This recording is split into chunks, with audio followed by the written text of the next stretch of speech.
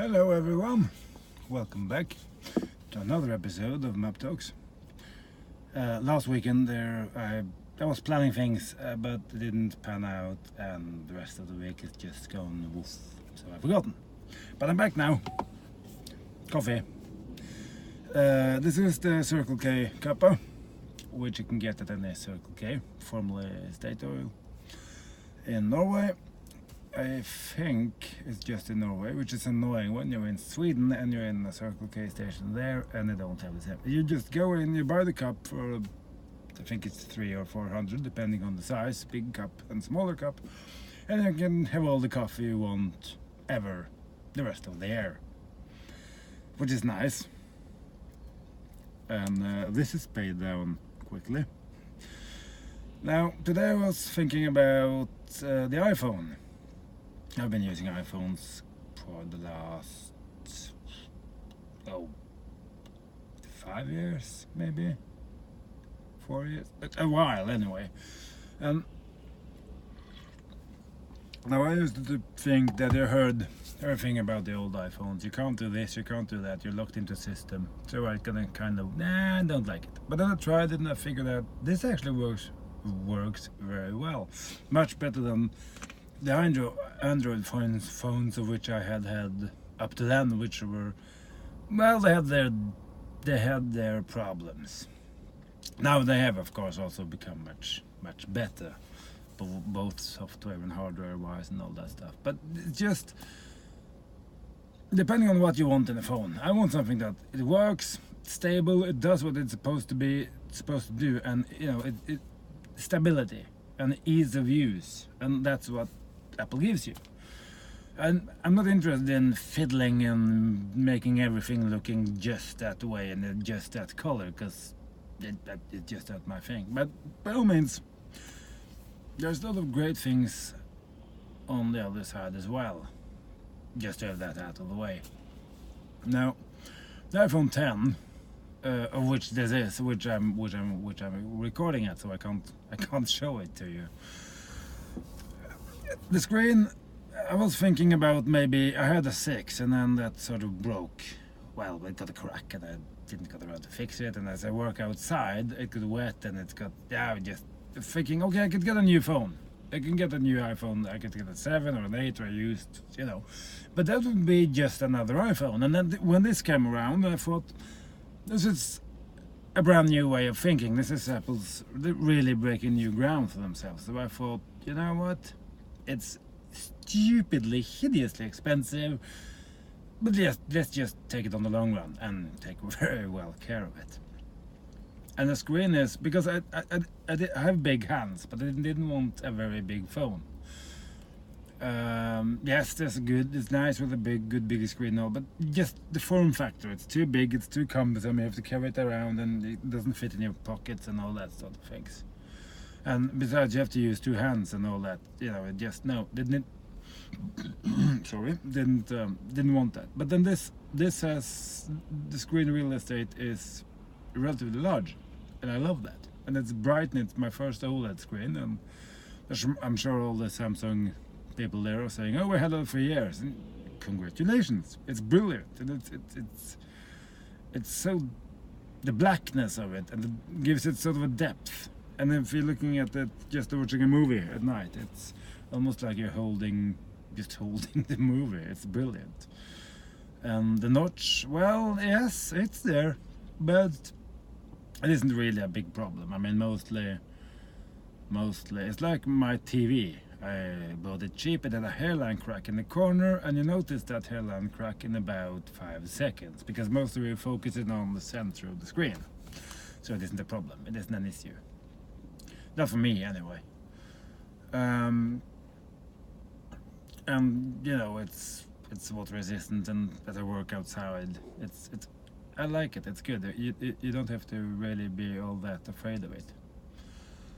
And the crispness and largeness and brightness of the screen as well. There's no problem using it. The problem I could have earlier with phones is that it's in direct bright sunlight. You didn't really see very well. Not a problem with this. That said, we still haven't had summer yet. We're still in winter here. And I do appreciate the wireless charging. I must say it's I don't have it in the car yet, but it's just so convenient. Just put it in place and it's there and it charges, and when you have to go, you just pick it up and it's magnificent. It's so it makes one of these things that solves a problem we didn't really know existed. That said, most of my charging is done at night, so it wasn't a big problem from before. But now, this is it isn't the largest battery in the world, but it gets me through the day very well, much better than any of my previous phones. As I said, I haven't had a plus phone, I haven't had a big phone, and they're probably even better. So happy with that as well. And also everybody, me included. I mean, I am a high fidelity music idiot, I guess. Big, stereo at home and all that. So I screamed and shouted when they removed the headphone jack last year, or was it the year before? 2 years ago, I think now. And I had a cheap set though. I mean, things don't have to be expensive. I have a lot of cheap stuff at home because it works well for the intended role it has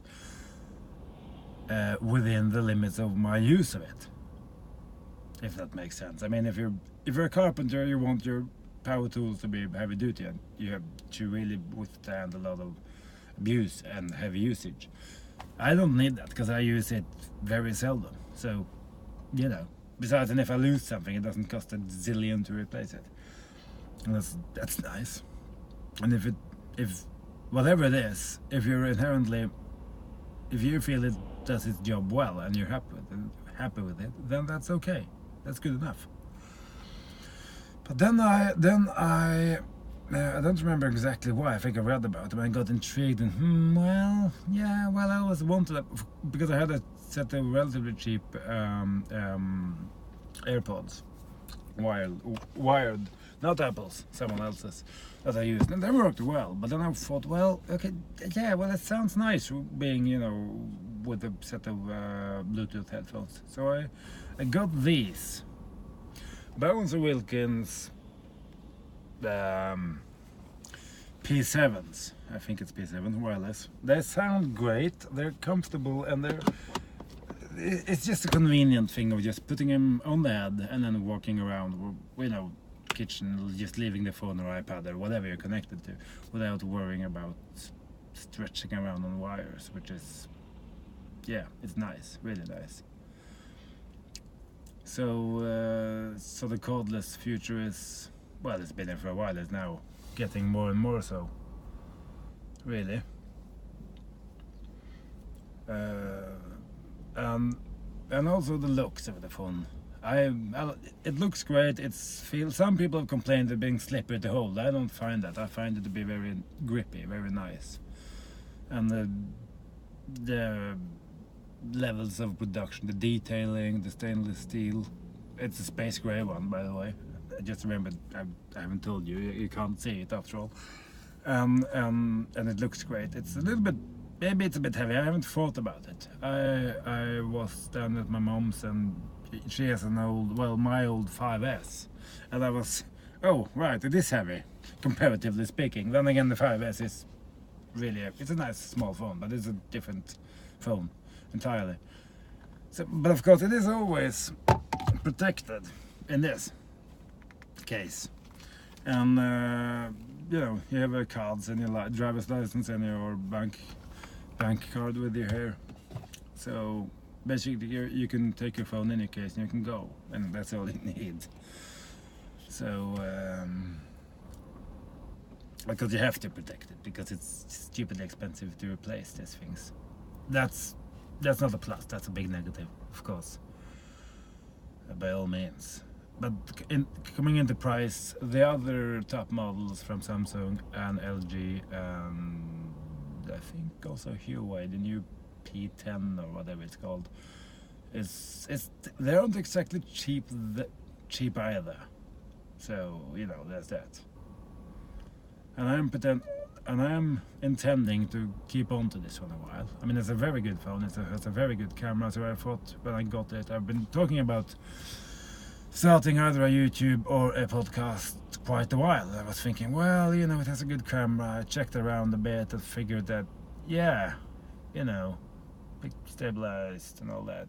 Yeah, we'll give it a try. So for the time being, I'm running it on this until maybe I can get some other stuff in the future. We'll see.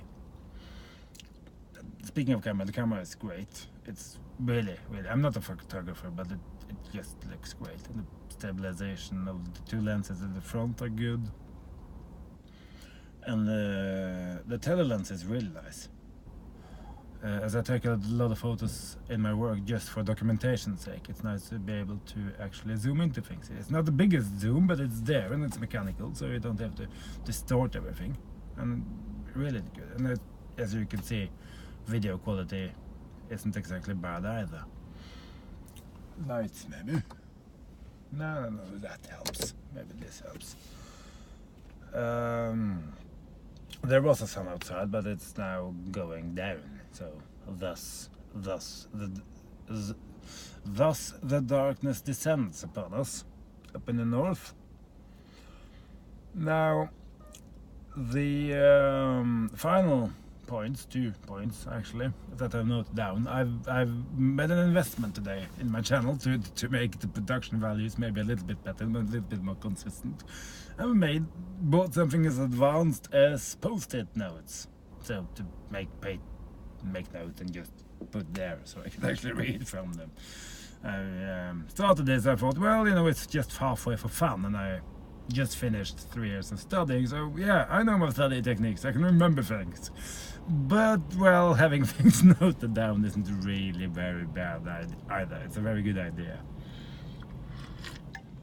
Particularly when you have to try to fit it all in a video of a certain amount of time and you don't remember all the details. Now, this is of course a brand new way of thinking telephone, particularly from Apple's point of view. And it's also gotten rid of any sense of home button.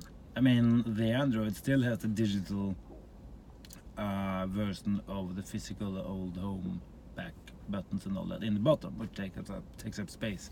This doesn't have anything. It has a home bar, as it were, which is very nice. And people have complained, oh, you have to do like this to come, you know, to the select menu, and you don't. You just have to touch it a little bit up, and then it registers and it goes. Now, the Face ID thing I think is very, very good.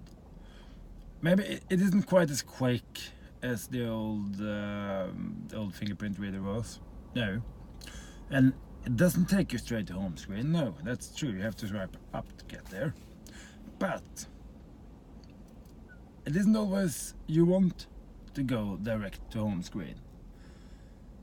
If you open, and because this has, if you enable the safety feature, when you get a